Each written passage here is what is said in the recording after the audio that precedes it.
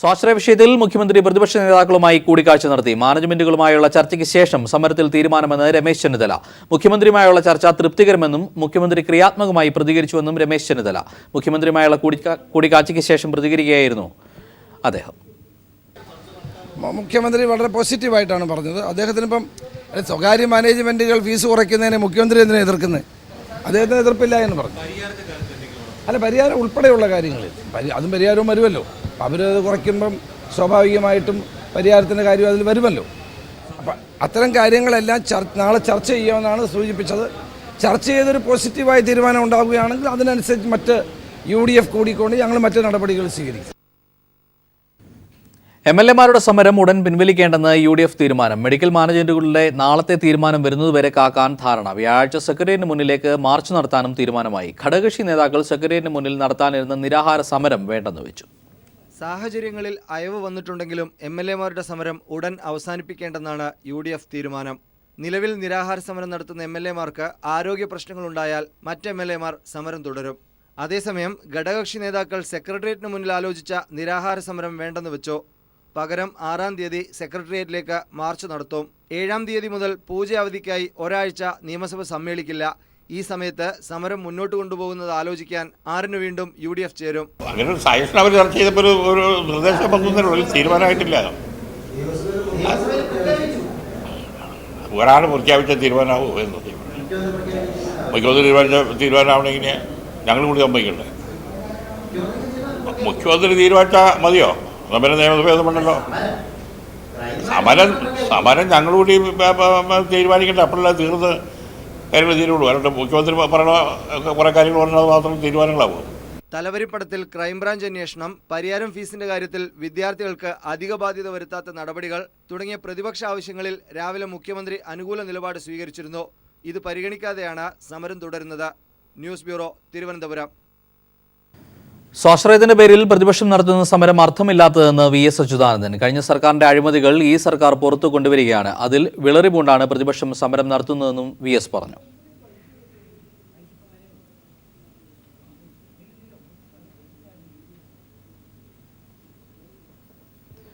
MLA-മാരുടെ സമരം ഉടൻ പിൻവലിക്കേണ്ടെന്ന് UDF തീരുമാനം. മെഡിക്കൽ മാനേജ്മെന്റുകളുടെ നാളത്തെ തീരുമാനം വരുന്നതുവരെ കാക്കാൻ ധാരണ. വ്യാഴാഴ്ച സെക്രട്ടേറിയറ്റിന് മുന്നിലേക്ക് മാർച്ച് നടത്താനും തീരുമാനമായി. ഘടകകക്ഷി നേതാക്കൾ സെക്രട്ടേറിയറ്റിന് മുന്നിൽ നടത്താനിരുന്ന നിരാഹാര സമരം വേണ്ടെന്ന് വെച്ചു. തലവരിപ്പണ വിഷയത്തിൽ പ്രതിപക്ഷം ആവശ്യപ്പെട്ട ക്രൈംബ്രാഞ്ച് അന്വേഷണത്തിന് തയ്യാറെന്ന് മുഖ്യമന്ത്രി. സമരം അവസാനിപ്പിക്കാനുള്ള നിലപാടല്ല പ്രതിപക്ഷത്തിൻ്റെതെന്നും മുഖ്യമന്ത്രി. സ്വാശ്രയ വിഷയത്തിൽ ഇന്നും സഭയിൽ പ്രതിഷേധം. പ്രതിപക്ഷം സഭ ബഹിഷ്കരിച്ചു. ഉയർത്തി UDF MLA-മാർ നടത്തുന്ന നിരാഹാര സമരം അവസാനിപ്പിക്കുന്നതുവരെ സഭാ നടപടികളുമായി സഹകരിക്കേണ്ട എന്ന തീരുമാനത്തോടെയാണ് പ്രതിപക്ഷം ഇന്ന് സഭയിലെത്തിയത്. ചോദ്യോത്തരവേള റദ്ദാക്കി സമരം തീർക്കാനായി സ്പീക്കർ ഇടപെടണമെന്ന് പ്രതിപക്ഷ നേതാവ് രമേശ് ചെന്നിത്തല ആവശ്യപ്പെട്ടു. സമവായ ശ്രമം നടത്താമെന്നും നിരന്തരം സഭ തടസ്സപ്പെടുത്തരുതെന്നും സ്പീക്കർ അഭ്യർത്ഥിച്ചെങ്കിലും പ്രതിപക്ഷം സഹകരിച്ചില്ല. പ്രതിഷേധത്തെ തുടർന്ന് ചോദ്യോത്തരവേള നിർത്തിവെച്ച സ്പീക്കർ കക്ഷി നേതാക്കളുടെ യോഗം വിളിച്ചു. സമരം അവസാനിപ്പിക്കുന്നതുമായി ബന്ധപ്പെട്ട് കക്ഷി നേതാക്കളുടെ ഒരു യോഗം ചേരുകയുണ്ടായി. ബഹുമാനപ്പെട്ട മുഖ്യമന്ത്രിയും പ്രതിപക്ഷ നേതാവും ഉൾപ്പെടെയുള്ള ആളുകളെല്ലാം അതിൽ പങ്കെടുത്തു. ചർച്ച വളരെ സൗഹാർദ്ദപരമായിരുന്നു. പ്രശ്ന പരിഹാരത്തിനും സമവായത്തിനും പൂർണ്ണമായി സാധിച്ചിട്ടില്ലെങ്കിലും വിഷയത്തിൻ്റെ വിവിധ വശങ്ങൾ പരസ്പരം ചർച്ച ചെയ്യുകയുണ്ടായി. പരിയാരം മെഡിക്കൽ കോളേജിൽ ഫീസ് കുറയ്ക്കണമെന്നും തലവരിപ്പണം സംബന്ധിച്ച വിജിലൻസ് അന്വേഷണത്തിന് പകരം ക്രൈംബ്രാഞ്ച് അന്വേഷണം നടത്തണമെന്നുമാണ് യോഗത്തിൽ പ്രതിപക്ഷം ആവശ്യപ്പെട്ടത്. ക്രൈംബ്രാഞ്ച് അന്വേഷണത്തിന് സർക്കാർ തയ്യാറാണെന്ന് വ്യക്തമാക്കിയ മുഖ്യമന്ത്രി പരിയാരത്ത് അടുത്ത വർഷം മുതൽ വിദ്യാർത്ഥികൾക്ക് അധിക ബാധ്യത ഉണ്ടാവില്ലെന്നും ഉറപ്പു നൽകി. പരിയാരം മെഡിക്കൽ കോളേജ് പെട്ടെന്ന് തന്നെ സർക്കാർ ഏറ്റെടുക്കാൻ പോവുകയാണ്. അത്തരമൊരു സാഹചര്യം വന്നാൽ ആ കുട്ടികൾക്ക് അധിക ബാധ്യത ഇല്ലാതിരിക്കാൻ ആവശ്യമായ എല്ലാ കാര്യങ്ങളും സർക്കാർ ശ്രദ്ധിക്കും. പ്രതിപക്ഷം ആവശ്യപ്പെട്ടപ്പോഴെല്ലാം യോഗം വിളിച്ചതായും സർക്കാരിന് ഇക്കാര്യത്തിൽ പിടിവാശിയില്ലെന്നും മുഖ്യമന്ത്രി വ്യക്തമാക്കി. എന്നാൽ പ്രതിപക്ഷം സഭ ബഹിഷ്കരിക്കുകയായിരുന്നു. നേരത്തെ C. ദിവാകരൻ MLA-യും പ്രതിപക്ഷവുമായി മധ്യസ്ഥ ചർച്ച നടത്തിയിരുന്നു. അതേസമയം നിരാഹാര സമരമനുഷ്ഠിക്കുന്ന ഹൈബി ഈഡൻ, ഷാഫി പറമ്പിൽ എന്നിവരുടെ ആരോഗ്യനില മോശമാണെന്ന് ഡോക്ടർമാർ സ്പീക്കർക്ക് റിപ്പോർട്ട് നൽകി. നിയമസഭയിൽ നിന്നും S. ഷീജയ്ക്കൊപ്പം ജിതിൻ ചന്ദ്രൻ. മെഡിക്കൽ മാനേജ്മെന്റ് അസോസിയേഷന്റെ അടിയന്തര യോഗം നാളെ തിരുവനന്തപുരത്ത് ചേരും. ഫീസ് നിരക്ക് കുറയ്ക്കാൻ നിയമപരമായും സാങ്കേതികമായും സാധിക്കില്ലെന്ന നിലപാടിലാണ് മാനേജ്മെന്റുകൾ. അതേസമയം സ്കോളർഷിപ്പ് നൽകുന്ന കാര്യം പരിഗണിക്കാമെന്നാണ് താൻ പറഞ്ഞതെന്ന് ഫസൽ ഗഫൂർ തിരുത്തിയിരുന്നു. MBBS പ്രവേശനത്തിലെ മെറിറ്റ് സീറ്റിലെ ഫീസ് കുറയ്ക്കാമെന്ന MES അധ്യക്ഷൻ ഫസൽ ഗഫൂറിന്റെ പ്രസ്താവനയാണ് മെഡിക്കൽ മാനേജ്മെന്റ് അസോസിയേഷനെ പ്രതിസന്ധിയിലാഴ്ത്തിയത്. ഇതേ തുടർന്നാണ് മാനേജ്മെന്റ് അസോസിയേഷൻ അടിയന്തര യോഗം വിളിച്ചത്. നാളെ തിരുവനന്തപുരത്ത് ചേരുന്ന യോഗത്തിൽ വിഷയം ചർച്ച ചെയ്യും. അസോസിയേഷൻ സെക്രട്ടറി അനിൽ: ഇതുവരെ മാനേജ്മെന്റ് അസോസിയേഷന് മുമ്പിൽ അങ്ങനെ ഒരു ചർച്ച വന്നിട്ടില്ല. ഒരു അടിയന്തര ജനറൽ ബോഡി മീറ്റിംഗ് നാളെ തിരുവനന്തപുരത്ത് വെച്ച് വിളിക്കുന്നുണ്ട്. അപ്പോൾ അതിൽ എന്തെങ്കിലും ഈ രീതിയിലുള്ള സജഷൻസ് വരുമോ എന്ന് ഇപ്പോൾ പറയാൻ പറ്റത്തില്ല. എന്നാൽ ഫീസ് നിരക്ക് കുറയ്ക്കാൻ സാധിക്കില്ല എന്ന നിലപാടിലാണ് മാനേജ്മെന്റുകൾ. നിയമപരമായോ സാങ്കേതികമായോ ഇതിന് സാധിക്കില്ലെന്നാണ് ഇവരുടെ വാദം. ഒപ്പം ഭൂരിപക്ഷം കോളേജുകളും പ്രവേശനം പൂർത്തിയാക്കുകയും ക്ലാസുകൾ ആരംഭിക്കുകയും ചെയ്തു കഴിഞ്ഞു. മറ്റുള്ളവർ പ്രവേശനത്തിന്റെ അന്തിമഘട്ടത്തിലും. എന്നാൽ മെറിറ്റ് സീറ്റിൽ സ്കോളർഷിപ്പ് നൽകുന്ന കാര്യം പരിഗണിക്കാമെന്നതാണ് താൻ പറഞ്ഞതെന്ന് ഫസൽ ഗഫൂർ പ്രതികരിച്ചു. നിയമപരമായിട്ട് കുറക്കാൻ പറ്റുകയില്ല. സുപ്രീം കോടതിയിൽ പോയിട്ട് അംഗീകാരം വാങ്ങിച്ചൊരു കരാറിന്. അപ്പൊ ആ നിലക്ക് അവിടെ നമ്മൾ ഫീസ് കുറക്കുക എന്നുള്ള സംഭവം നടക്കുന്നില്ല. മറിച്ച് എന്തെങ്കിലും പാവപ്പെട്ട വിദ്യാർത്ഥികൾക്ക് വേണ്ടി ചെയ്യാൻ തയ്യാറാണെന്നാണ് പറഞ്ഞതിന്റെ അർത്ഥം. അതേസമയം കണ്ണൂർ കരുണ മെഡിക്കൽ കോളേജുകളിലെ പ്രവേശനം റദ്ദാക്കിയ സാഹചര്യത്തിലാണ് യോഗം ചേരുന്നതെന്നാണ് മാനേജ്മെന്റ് അസോസിയേഷനിലെ ഒരു വിഭാഗം ഭാരവാഹികൾ അറിയിച്ചിട്ടുള്ളത്. News bureau, Thiruvananthapuram.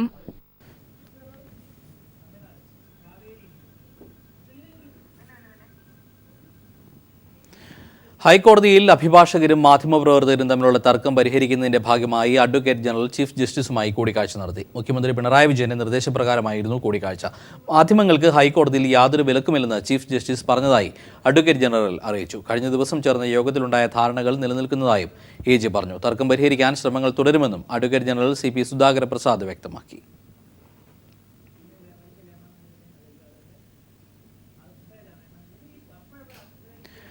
Kannur കൂത്തുപറമ്പിൽ CPIM പ്രവർത്തകന് വെട്ടേറ്റു. Kaitheri മേഖലാ ജോയിന്റ് സെക്രട്ടറിയായ അനൂപിനാണ് വെട്ടേറ്റത്. ഓട്ടോയിൽ യാത്രക്കാരെ കൊണ്ടുവരവേ തെക്കിലങ്ങാടിയിൽ ഓട്ടോ തടഞ്ഞു നിർത്തി ആക്രമിക്കുകയായിരുന്നു. അനൂപിന്റെ തലയ്ക്കും കൈക്കും വെട്ടേറ്റിട്ടുണ്ട്. അനൂപിനെ തലശ്ശേരി സഹകരണ ആശുപത്രിയിൽ പ്രവേശിപ്പിച്ചു. കഴിഞ്ഞ ഒരാഴ്ചയായി സമാധാനം നിലനിൽക്കെയാണ് കണ്ണൂരിൽ CPIM പ്രവർത്തകന് നേരെ ആക്രമണമുണ്ടായത്.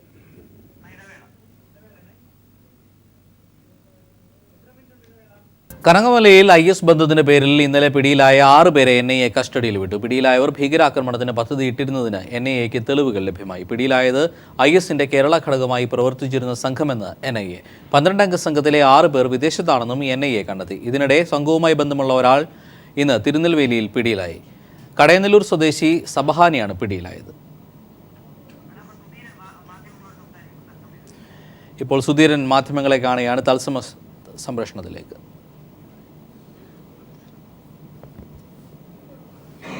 KPCC രാഷ്ട്രീയകാര്യ സമിതിയുടെ യോഗം ഇന്ന് ചേർന്നു.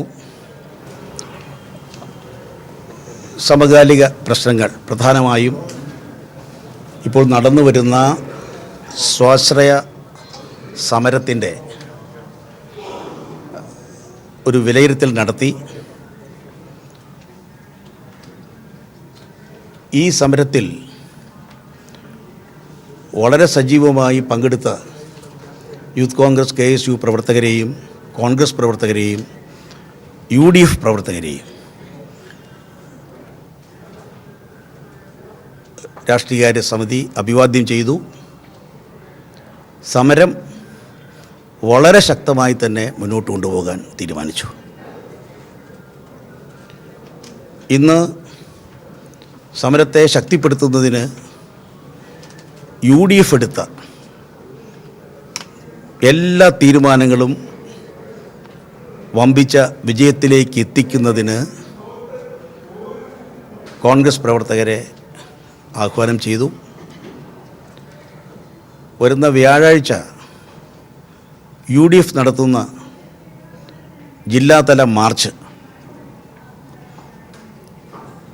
വമ്പിച്ച വിജയമാക്കണം എന്ന് തീരുമാനിക്കുകയും അതിൽ സജീവ പങ്കാളികളാകുന്നതിന് കോൺഗ്രസ് പ്രവർത്തകരോടും UDF പ്രവർത്തകരോടും അഭ്യർത്ഥിച്ചു. മറ്റൊരു സമരരംഗത്തും ഇല്ലാത്ത രീതിയിൽ തന്നെ നിരവധി Congress, youth Congress, KSU, UDF പ്രവർത്തകരെ വിവിധ തരത്തിലുള്ള കേസുകളിൽ പെടുത്തിയിട്ടുണ്ട്. നിരവധി പേർ ജയിലിലടയ്ക്കപ്പെട്ടു. അവർക്ക് നിയമപരമായ സഹായം നൽകുന്നതിന് ഡിഫൻസ് കമ്മിറ്റികൾ രൂപീകരിക്കാൻ തീരുമാനിച്ചിട്ടുണ്ട്. നിയമപരമായ ഡിഫൻസ് കമ്മിറ്റികൾ രൂപീകരിക്കാൻ തീരുമാനിച്ചിട്ടുണ്ട്.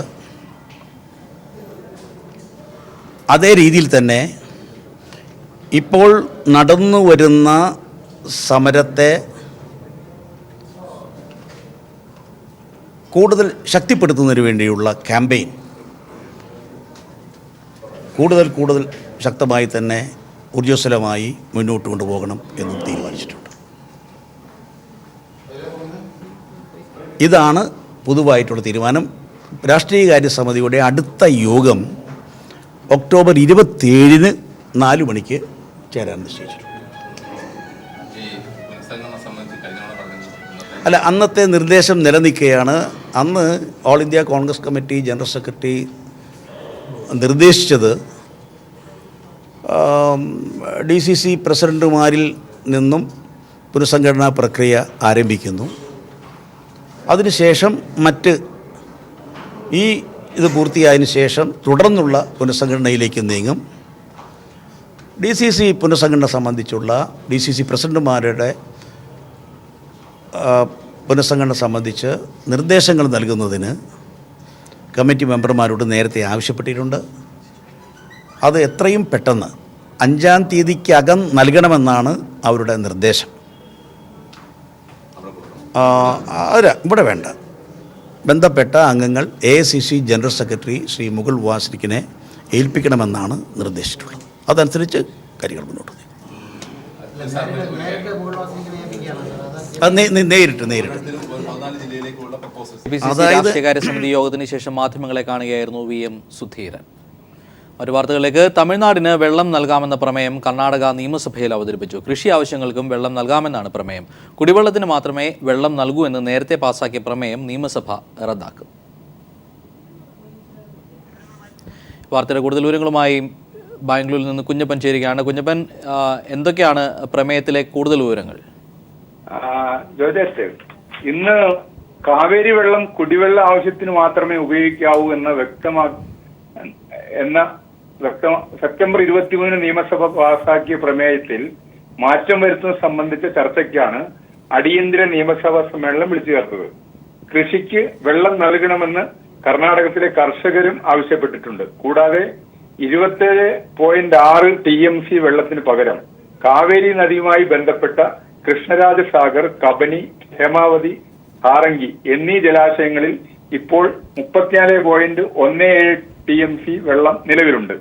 കാവേരി വാട്ടർ മാനേജ്മെന്റ് ബോർഡിലേക്ക് തമിഴ്നാടും പുതുച്ചേരിയും അംഗങ്ങളെ ശുപാർശ ചെയ്തിട്ടുണ്ടെങ്കിലും കർണാടകത്തിന്റെ ഭാഗത്തു നിന്ന് അംഗത്തെ നിർദ്ദേശിച്ചിട്ടില്ല. കാവേരി വാട്ടർ മാനേജ്മെന്റിലേക്ക് അംഗത്തെ നിർദ്ദേശിക്കേണ്ടതില്ല എന്നാണ് കർണാടക സംസ്ഥാന സർവകക്ഷി യോഗത്തിന്റെ തീരുമാനം. സുപ്രീം കോടതി ഉത്തരവ് വീണ്ടും നിരസിച്ചാൽ മുഖ്യമന്ത്രിക്കും ചീഫ് സെക്രട്ടറിക്കുമെതിരെ കോടതിയലക്ഷ്യത്തിന് കേസെടുക്കുമെന്നാണ് കർണാടക സർക്കാരിന് ലഭിച്ച നിയമോപദേശം. അവസാന അവസരമെന്ന നിലയ്ക്കാണ് ഒക്ടോബർ 6 വരെ തമിഴ്നാടിന് വെള്ളം നൽകാൻ സുപ്രീം കോടതി ഉത്തരവിട്ടത്. കോടതിയലക്ഷ്യത്തിന് കേസെടുത്താൽ ഭരണഘടനാ പ്രതിസന്ധി ചൂണ്ടിക്കാട്ടി സർക്കാരിനെതിരെ നടപടി സ്വീകരിക്കാൻ കേന്ദ്രത്തിന് നിർദ്ദേശം നൽകാനും കഴിയും. ഇത്തരമൊരു സാഹചര്യം ഒഴിവാക്കാനുള്ള നീക്കത്തിന്റെ ഭാഗമായാണ് പ്രത്യേക നിയമസഭാ സമ്മേളനം മുഖ്യമന്ത്രി സിദ്ധരാമയ്യ വിളിച്ചുകൂട്ടിയത്. ഈ സാഹചര്യങ്ങൾ കണക്കിലെടുത്ത് ജലസേചനത്തിന് വെള്ളം നൽകണമെന്ന് കർണാടക നിയമസഭ പ്രതിഷേധം പാസാക്കി ചർച്ച നടന്നുകൊണ്ടിരിക്കുകയാണ്. കുഞ്ഞപ്പൻ, നേരത്തെ എടുത്ത കർണാടകത്തിന്റെ നിലപാടിൽ നിന്ന് ഇപ്പോൾ കർണാടക അയവ് വരുത്തിയിരിക്കുന്നു. കോടതിയുടെ നിരന്തരമായ വിമർശനങ്ങൾ ഏറ്റിട്ടാണെങ്കിലും 6000 ഖനയടി ജലം തന്നെ വിട്ടുകൊടുക്കാനാണോ ധാരണ? അതായത് തമിഴ്നാടിന് വെള്ളം വിട്ടുകൊടുക്കാനുള്ള ധാരണ ഇപ്പോഴും എത്തിയിട്ടില്ല. കുടിക്കുന്ന വെള്ളത്തിന് വേണ്ടി മാത്രമേ ഉപയോഗിക്കാവൂ എന്ന ആ ഒരു പ്രമേയമാണ് തിരുത്തി ജലസേചനത്തിനും വെള്ളം വിട്ടുകൊടുക്കാമെന്നുള്ളൊരു തീരുമാനത്തിൽ എത്തിയിരിക്കുന്നത്. ബാംഗ്ലൂരിൽ നിന്ന് കുഞ്ഞപ്പനാണ് വിവരം. മുൻമന്ത്രി CN ബാലകൃഷ്ണൻ പ്രതിയായ കൺസ്യൂമർ ഫെഡ് വിദേശ മദ്യ ഇൻസെന്റീവ് അഴിമതി കേസിൽ FIR രജിസ്റ്റർ ചെയ്ത് അന്വേഷണം നടത്താൻ തൃശൂർ വിജിലൻസ് കോടതിയുടെ ഉത്തരവ്. കൺസ്യൂമർ ഫെഡ് അക്കൗണ്ടിലേക്ക് വരേണ്ട മദ്യ കമ്പനികളുടെ ഇൻസെന്റീവ് തുകകൾ സ്വകാര്യ അക്കൗണ്ടിലേക്ക് മാറ്റിയെന്ന് കണ്ടെത്തിയതിനെ തുടർന്നാണ് നടപടി. വിജിലൻസിന്റെ ത്വരിതാന്വേഷണ റിപ്പോർട്ട് പരിഗണിച്ച കോടതി ആദ്യഘട്ടത്തിൽ ആരെയും പ്രതി ചേർക്കേണ്ടതില്ലെന്ന് നിർദ്ദേശിച്ചു. 2011-14 കാലയളവിൽ വിദേശ മദ്യ കമ്പനികളിൽ നിന്നും ലഭിച്ച ഇൻസെന്റീവ് തുക തിരിമറി നടത്തിയ സംഭവത്തിലാണ് FIR രജിസ്റ്റർ ചെയ്ത് അന്വേഷണം നടത്താൻ തൃശൂർ വിജിലൻസ് കോടതി ഉത്തരവിട്ടത്. UDF അധികാരമേറ്റ ശേഷം 2011 മുതൽ 14 വരെ കൺസ്യൂമർ ഫെഡ് വഴിയുള്ള മദ്യവിൽപ്പന വൻതോതിൽ ഉയർന്നിരുന്നു. എന്നാൽ ക്രമാനുസൃതമായ വർധന ഇൻസെന്റീവ് തുകയിൽ വന്നില്ലെന്ന് മാത്രമല്ല, മുൻവർഷത്തേക്കാൾ കുറവും സംഭവിച്ചു. 2014 ആകെ 2 ലക്ഷം രൂപ മാത്രമാണ് ഇൻസെന്റീവായി കണക്കുകളിൽ കാണുന്നത്. എന്നാൽ ടോമിൻ ജെ തച്ചങ്കരി മാനേജിംഗ് ഡയറക്ടറായി ചുമതലയേറ്റ ശേഷം 2015 90 ലക്ഷം രൂപ ഇൻസെന്റീവായി ലഭിച്ചെന്ന് കണക്കുകൾ വ്യക്തമാക്കുന്നു. വിജിലൻസ് സമർപ്പിച്ച ത്വരിത പരിശോധനാ റിപ്പോർട്ടിൽ തിരിമറി നടന്നുവെന്നും വ്യക്തമാകുന്നു. കൺസ്യൂമർ ഫെഡ് അക്കൗണ്ടിലേക്ക് വരേണ്ട കമ്മീഷൻ തുകകൾ സ്വകാര്യ അക്കൗണ്ടുകളിലേക്ക് പോയിട്ടുണ്ടെന്നാണ് കണ്ടെത്തൽ. സംഭവത്തിൽ FIR ഇട്ട് അന്വേഷണം നടത്താൻ കോടതി ഉത്തരവിട്ടെങ്കിലും ആദ്യഘട്ടത്തിൽ ആരെയും പ്രതി ചേർക്കേണ്ടതില്ലെന്നാണ് നിർദ്ദേശം. മുൻമന്ത്രി CN ബാലകൃഷ്ണൻ ഉൾപ്പെടെയുള്ളവരെ പ്രതി ചേർക്കണമെന്നാവശ്യപ്പെട്ട് മലയാളം ഐക്യവേദി പ്രസിഡന്റ് ജോർജ് വട്ടകുളമാണ് പരാതി നൽകിയത്. ഇതോടൊപ്പമുള്ള മൊബൈൽ ത്രിവേണി അഴിമതി കേസും തൃശൂർ പടിഞ്ഞാറേക്കോട്ടയിലെ വിദേശ മദ്യ ഔട്ട്ലെറ്റിൽ നിന്നും 1 ലക്ഷം രൂപ CN ബാലകൃഷ്ണന്റെ വീട്ടിലേക്ക് കൈമാറിയെന്ന കേസും കോടതി തള്ളി. തെളിവില്ലെന്ന വിജിലൻസ് ത്വരിത പരിശോധനാ റിപ്പോർട്ട് ശരിവച്ചാണ് ഈ കേസുകൾ തള്ളിയത്. News bureau, Thrissur. വാങ്ങൽ നികുതി അടയ്ക്കണമെന്നാവശ്യപ്പെട്ട് വാണിജ്യ നികുതി വകുപ്പ് നോട്ടീസ് അയക്കുന്ന നടപടിക്കെതിരെ സ്വർണ്ണ വ്യാപാരികൾ രംഗത്ത്. 2014 ധനകാര്യ നിയമം ഭേദഗതി ചെയ്തപ്പോഴുണ്ടായ പിശക് മൂലമാണ് സ്വർണ്ണ വ്യാപാരികൾ വാങ്ങൽ നികുതി അടയ്ക്കണമെന്ന് കാട്ടി വാണിജ്യ നികുതി വകുപ്പ് നോട്ടീസ് അയക്കുന്നതെന്ന് കേരള ജുവലേഴ്സ് കോർഡിനേഷൻ കമ്മിറ്റി ഭാരവാഹികൾ പറഞ്ഞു. സർക്കാർ ഇക്കാര്യത്തിൽ ഉടൻ ഇടപെട്ട് പരിഹാരം കാണണമെന്നും ഭാരവാഹികൾ വാർത്താസമ്മേളനത്തിൽ ആവശ്യപ്പെട്ടു. 2014 മുതലുള്ള വാങ്ങൽ നികുതി അടയ്ക്കണമെന്നാവശ്യപ്പെട്ടാണ് സ്വർണ്ണ വ്യാപാരികൾക്ക് വാണിജ്യ നികുതി വകുപ്പ് നോട്ടീസ് അയച്ചിരിക്കുന്നത്. ഇത് നിർത്തിവെക്കാൻ സർക്കാർ നടപടി സ്വീകരിക്കണമെന്ന് കേരളത്തിലെ സ്വർണ്ണ വ്യാപാര സംഘടനകളുടെ കോർഡിനേഷൻ കമ്മിറ്റി യോഗത്തിൽ ആവശ്യമുയർന്നു. കോടിക്കണക്കിന് രൂപ വരെയുള്ള നോട്ടീസുകളാണ് വ്യാപാരികൾക്ക് ലഭിച്ചിട്ടുള്ളത്. വാങ്ങൽ നികുതി അടച്ചാൽ ഈ മേഖലയിൽ നിന്ന് തങ്ങൾക്ക് പിന്മാറേണ്ടി വരുമെന്ന് coordination committee general secretary MP Ahmed പറഞ്ഞു. ഗവൺമെൻറ് തന്ന ഓപ്ഷൻ വെച്ച് കോമ്പൗണ്ട് ചെയ്ത് കൃത്യമായി കണക്ക് കാണിച്ച് കച്ചവടം ചെയ്യുന്ന വ്യാപാരികളെ സംബന്ധിച്ചിടത്തോളം ഇതൊരു വലിയ ബാധ്യതയായിരിക്കണം. 2014 ധനകാര്യ നിയമം ഭേദഗതി ചെയ്തപ്പോഴുണ്ടായ പിശക് മൂലമാണ് വാങ്ങൽ നികുതി നൽകണമെന്ന് കാട്ടി നോട്ടീസ് അയച്ചിരിക്കുന്നത്. ഈ പിഴവ് ഇപ്പോഴത്തെ നിയമസഭാ സമ്മേളനത്തിൽ തന്നെ തിരുത്താൻ സർക്കാർ നടപടി സ്വീകരിക്കണമെന്നും ഭാരവാഹികൾ വാർത്താസമ്മേളനത്തിൽ ആവശ്യപ്പെട്ടു. സ്വർണ്ണാഭരണ വ്യവസായ മേഖലയെ സംരക്ഷിക്കേണ്ട ബാധ്യത സർക്കാരിനും രാഷ്ട്രീയ കക്ഷികൾക്കും പൊതുജനങ്ങൾക്കും ഉണ്ടെന്നും ഭാരവാഹികൾ ചൂണ്ടിക്കാട്ടി. News bureau, Thiruvananthapuram. കനകമലയിൽ IS ബന്ധത്തിന്റെ പേരിൽ ഇന്നലെ പിടിയിലായ 6 പേരെ NIA കസ്റ്റഡിയിൽ വിട്ടു. പിടിയിലായവർ ഭീകരാക്രമണത്തിന് പദ്ധതിയിട്ടിരുന്നതിന് NIAക്ക് തെളിവുകൾ ലഭിച്ചു. പിടിയിലായത് IS കേരള ഘടകമായി പ്രവർത്തിച്ചിരുന്ന സംഘമെന്ന് NIA. 12 അംഗ സംഘത്തിലെ 6 പേർ വിദേശത്താണെന്നും NIA കണ്ടെത്തി. അൻസാറുൽ ഖിലാഫ് എന്ന രഹസ്യപ്പേരിൽ അറിയപ്പെടുന്ന സംഘടന ISന്റെ കേരള ഘടകമായാണ് പ്രവർത്തിച്ചിരുന്നതെന്ന് NIA കണ്ടെത്തി. കനകമലയിൽ പിടിയിലായവർക്കായിരുന്നു സംഘത്തിന്റെ നേതൃത്വം. കേരളത്തിലെ ISന്റെ പ്രവർത്തനം ഏകോപിപ്പിക്കുകയായിരുന്നു സംഘത്തിന്റെ ലക്ഷ്യം. ഇതിനായി ഫേസ്ബുക്ക് ഉൾപ്പെടെയുള്ള സമൂഹ മാധ്യമങ്ങളാണ് സംഘം ഉപയോഗിച്ചിരുന്നത്. ISുമായി ബന്ധപ്പെട്ട ചില വെബ്സൈറ്റുകളും സംഘം പ്രവർത്തിപ്പിച്ചിരുന്നു. പ്രത്യേക ചാറ്റ് ഗ്രൂപ്പ് രൂപീകരിച്ചായിരുന്നു ആശയവിനിമയമെന്നും NIA കണ്ടെത്തി. കഴിഞ്ഞ കുറേ മാസങ്ങളായി ഇവരുടെ സന്ദേശങ്ങൾ NIA നിരീക്ഷിച്ചു വരികയായിരുന്നു. അടുത്തിടെ കൊച്ചിയിൽ ഇവർ രഹസ്യയോഗം ചേർന്നിരുന്നതായും NIAക്ക് വിവരം ലഭിച്ചു. ദക്ഷിണേന്ത്യയിലെ വിവിധ കേന്ദ്രങ്ങളിൽ സ്ഫോടനം ആസൂത്രണം ചെയ്യുകയായിരുന്നു സംഘത്തിന്റെ ലക്ഷ്യം. കനകമലയിൽ ഒത്തുകൂടാൻ ഇവർ തീരുമാനിച്ച വിവരവും NIAക്ക് ലഭിച്ചിരുന്നു. രഹസ്യ നീക്കങ്ങൾ പോലീസ് അറിയുന്നത് മനസ്സിലാക്കിയ സംഘം തങ്ങൾക്കിടയിലെ ഒറ്റുകാരനെ കണ്ടെത്താനായാണ് കനകമലയിൽ ഒത്തുചേർന്നത്. സംഘത്തെ വിവിധ വാഹനങ്ങളിലായി പിന്തുടർന്നെത്തിയ NIA സംഘം കനകമലയിൽ വെച്ച് വലയിലാക്കുകയായിരുന്നു. IS ബന്ധം സംശയിക്കുന്ന ഒരു മലയാളിയെ കൂടി തിരുനെൽവേലിയിൽ നിന്ന് ഇന്ന് പിടികൂടി. 12 അംഗ സംഘത്തിലെ 6 പേർ ഇതിനകം വലയിലായി. ശേഷിക്കുന്നവർ വിദേശത്താണെന്നാണ് NIAക്ക് ലഭിച്ച വിവരം. പിടിയിലായവരെ കൊച്ചി NIA ഓഫീസിലെത്തിച്ച് ചോദ്യം ചെയ്തു. News bureau, Kochi. IS ബന്ധം ആരോപിക്കപ്പെട്ട് സാലിഹ് മുഹമ്മദ് പിടിയിലായത് വിശ്വസിക്കാനാകുന്നില്ലെന്ന് തൃശൂർ ചേലക്കരയിലെ സുഹൃത്ത് പ്രബിൻ. കുട്ടിക്കാലത്ത് ദേശസ്നേഹിയായിരുന്ന സാലിഹിന് തീവ്രവാദ ബന്ധമുണ്ടെന്ന വിവരമറിഞ്ഞ് ചേലക്കരയിൽ സാലിഹ് വർഷങ്ങൾക്ക് മുമ്പ് താമസിച്ചിരുന്ന പ്രദേശത്തുള്ളവരും ഞെട്ടലിലാണ്. കേട്ടപ്പോൾ എന്താ പറയുക, അവനെ കുറിച്ച് ഇങ്ങനെ കേട്ടിട്ട് ഇങ്ങനെ അറിഞ്ഞപ്പോൾ തന്നെ അത് എന്താ പോലെ നമുക്ക് കേട്ടപ്പോൾ. കാരണം പഠിക്കുന്ന കാലത്ത് അവ അത്രയ്ക്കും എന്താ പറയും, നമ്മുടെ ഇരിക്കുമ്പോൾ അവൻ ഇന്ത്യനെ കുറിച്ച് അത്രയും പൊക്കി പറഞ്ഞ ആളാണ്. ഇപ്പോഴും വിശ്വസിക്കാൻ പറ്റിയിട്ടില്ല.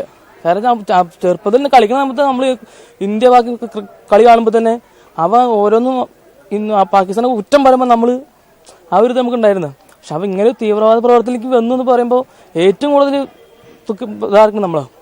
കാരണം അങ്ങനെ ഉണ്ടാവാത്ത ഒരാളാണ്.